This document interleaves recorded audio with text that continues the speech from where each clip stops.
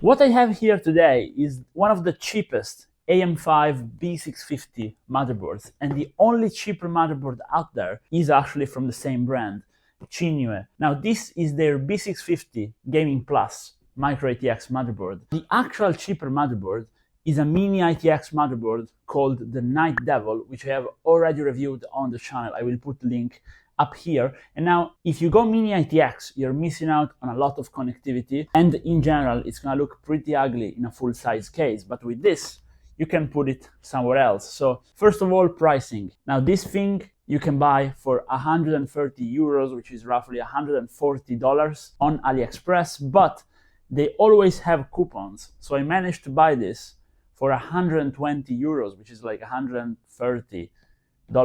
Pretty good value. It's supposed to support every single brand new CPU, starting from a Ryzen 5 7500F all the way up to a Ryzen 7 9800X 3D. So without further ado, I say we open it up and take a look at what it's like inside. First thing I see is they give you some papers, which I will show you guys, but basically one shows you the board, explaining all the connectivity. First problem is it's all in Chinese. Then they give you Jginyue motherboard, easy to follow instruction. I will show it to you guys so you can read it if you want, but it's actually pretty interesting. So they just say what I also think about the brand, which is pretty cool. Then they tell you how to update the BIOS, how to overclock if you want, which we will of course check out later. They explain to you how their warranty works, which I will boil it down for you guys. They basically give you 1 year warranty and they will pay for shipping too. The only thing is the motherboard can't be damaged. As you know, AliExpress just gives you protection for the first few days after the sale of the product. So this is actually pretty good from them, and it's clear that they want to compete with bigger motherboard brands. Now let's go ahead and take a look at the rest of the package. So they give you an I/O shield, and then they give you one SATA cable. We then have the motherboard, and there is nothing else in the box. So let's take a look at the motherboard. Anti-static bag with cover under. And here is our motherboard. Now, of course, I'm gonna put some footage of the close-up, but in short, what I can see is we have two PCIe Gen 4 NVMe slots over here with heatsinks. The heatsinks are actual metal and they feel pretty heavy, so that's pretty good. VRM looks very solid for the CPU part. I suppose this is for the iGPU part, which is why it's not cooled, so that's also good design-wise. We have brand new entry in the Jginyue lineup because I covered quite a lot of their motherboards, by the way. I also covered a Z790 in an older video in case you want to check it out, and I put that with a 3900K and it ran pretty well. But they did not have proper RGB controls. Now they have it. So I'm counting 4 3-pin RGB connections. It's more than expensive motherboard from Gigabyte or Asus. I think top of the line Asus motherboard has 3. This one has 4, so that's pretty good. We then have a CPU fan, system fan, and a total of 3 system fans plus 1 CPU fan. So 4 fan connectors, which is pretty good. We have, of course, the audio connector on board, 2 front USBs, front USB 3, and even front USB Type-C. And they also ship it to you with the battery, even though they shouldn't. Somehow they managed to avoid detection at customs, which is pretty good. I'm not endorsing this thing, I'm just saying, makes me pretty happy. We then have 4 SATA connections, but I really think you should be using an NVMe drive nowadays. We then have, of course, the AM5 socket. Let's take a look at how the pins are. They're all perfect, which is good. And now the backside. What is this little button over here? Well, this motherboard supports the BIOS flashback because AMD wants every single one of their motherboard makers to support this, and Jginyue complied. We then find 2 USB 2.0, HDMI DisplayPort, even an older VGA adapter, then 4 USB 3, another 2 USB 2, and gigabit port, and of course the audio in and out. First impressions of this thing are insanely good, but I say we just slap a CPU on top of it and see how it actually performs. Also put some RAM, do some overclocking, and see if it's as good as it looks, because so far this thing is very good. Let's go ahead. Now I picked a 9600X as test subject for our motherboard, so let's go ahead, get this thing mounted.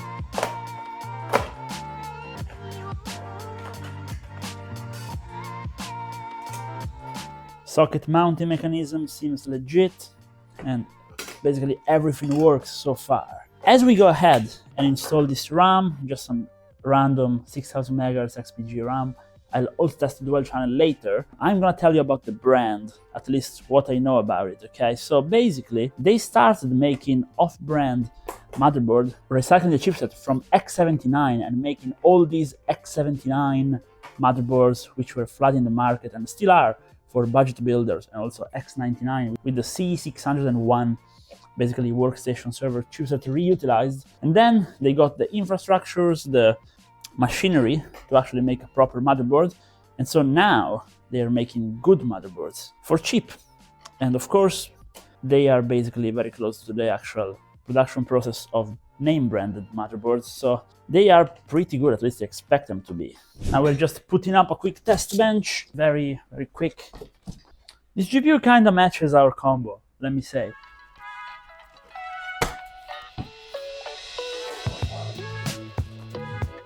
Well, let's see if it moves. Let's short it. There we go. Oh, this is problem fixed. I did not connect the RGB just because it's only a quick boot. Let's see also how long it takes, and also the okay, so we have pretty extensive debug LEDs, which are going to be really useful actually if we have like a RAM problem, CPU problem. Oh, it looks like we have a boot. Yes. Okay, so the first thing you want to do is BIOS opens up on this. You want to hit enter and put it into English. It's very important. And we have the same old Jginyue BIOS, which I've grown to love. So I kind of already know how this works. I will just quickly show you where the options are. So here we have basically whatever you may want, like CSM, hardware monitor, RGB, TPM configuration, NVMe configuration, etc. We then have the overclocking tab over here under AMD overclocking, which is just the usual one. You have anything you want. You can do my undervolting tutorial on here as well. But I say we just install Windows.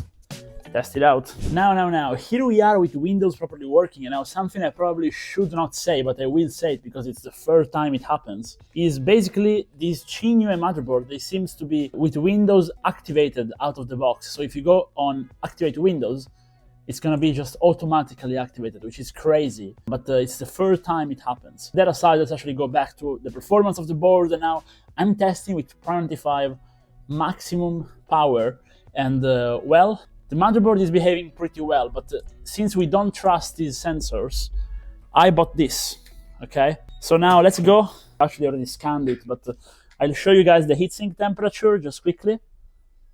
And as you can see, the heatsink is around 30 degrees, and then I will just scan on the MOSFET itself, which it's saying 27, and if we go actually touch it, it is cold indeed. The part which gets really hot is the phase, so this one here, which is where the heatsink is over. So it's gonna be tricky to actually get it. I will test out the iGPU ones, which are cold because we are using a dedicated GPU. And now, of course, it's not a very advanced measurement technique, but just by this we can see that 28 degrees on the heatsink is indeed correct, and 51 under the heatsink makes sense, which means this motherboard can do a lot better than a Ryzen 5 9600X. I feel like you can run Ryzen 7 9800X3D absolutely no problem on this thing. But let's go ahead, take a look at CPU-Z and a bit more performance. So I'm now running an SSD stress test, and as you can see, heatsink is also pretty cold. Now, of course, we are in a 15 degrees environment, which is helping, but these are very good results. Now, this is the CPU-Z. Now we have everything at stock except the XMP enabled. As you can see, BIOS is pretty recent, so they updated for you guys, which is nice. And we have the XMP running properly, and we are now gonna bench it quickly, but this is gonna be like a little spoiler, pretty much in line with what we are expecting. Actually slightly higher than lower end motherboards, I find, same as I did with the Jginyue Z790, which was boosting the i9 higher than some Asus motherboards. Now I say we test out 3D Mark Firestrike, take a look at what it does in gaming. Well, I think the results speak for themselves. We basically set a world record, which is of course fake world record. I mean, not a lot of people use Firestrike with this hardware configuration, but I use it, and this is the best I've gotten so far. So they are definitely doing something to these motherboards, and I think I know what it is. So I say we move forward to the conclusions. Well, here we are with the conclusion, and I will keep it short. Do I recommend this motherboard? Absolutely yes, for the price. If the price rises up to $150 due to high demand, then I would probably not recommend it. But for anything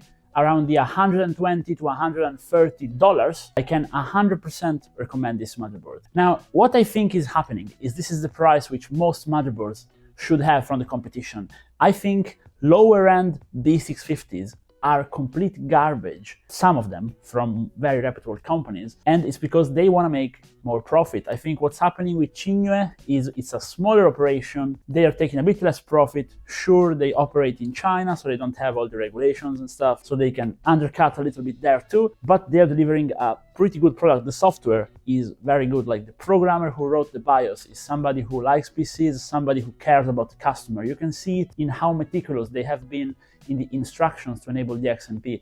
It's actually a pretty simple procedure to do it, but you need to follow it exactly. So I will just show you on the screen how to enable it. You basically go in there and put enabled on the active memory timings, and then you can just enable the EXPO XMPs, choose the profile, and it will run perfectly. There are a few negatives with this motherboard. It's not full-size ATX, which to me is a negative, but can also be a positive. It depends on where you're putting it. Aesthetically, it looks nice, but fan control is very primitive, but it works. It still works manually with percentages. We don't have the cool graph-made UI, which is what we have in most recent BIOSes, and the RGB control is very, very, very basic, but you can still make do with it, and it's not a deal breaker for the price. The VRMs are solid, the heatsink are real, it's not plastic like some of the Huanan boards from a few years back. Even the NVMe heatsinks are pretty solid, and they are optimizing the curve in the BIOS a bit better. What they're doing, this thing, basically the CPU is slightly undervolted out of the box. That's why it's running so well, but you can still go ahead and manually undervolt it following my tutorials. They're gonna work on this motherboard too. If you're new on the channel, this is what we do on the channel. We show you guys how to optimize your PC to make it run faster. I just have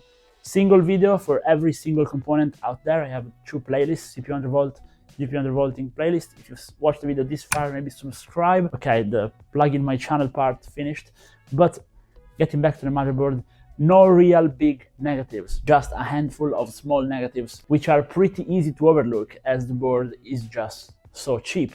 But as usual, I want to hear your opinion down below in the comments. What do you think about this board? Did you try one? Have you tried Jginyue in the past? Because something we don't know is how well it's going to fare in the future. Now, first motherboard I bought is from 2 years ago, and I still have it, and it's been running great. So far, for my 2 years experience, I know that for that it's going to run decent, but we don't know in 5, 10 years, and of course you get a single year warranty. So, you know, let me know what you think about it in the comments. I would like for the comments to become a healthy place to discuss those motherboards. And also, if you want to check out the Mini ITX motherboard, still from them, just go check it out. It's on the channel. And I hope to see you guys again in another video. I will also have a dedicated PC build with this motherboard on the channel very soon. Bye bye.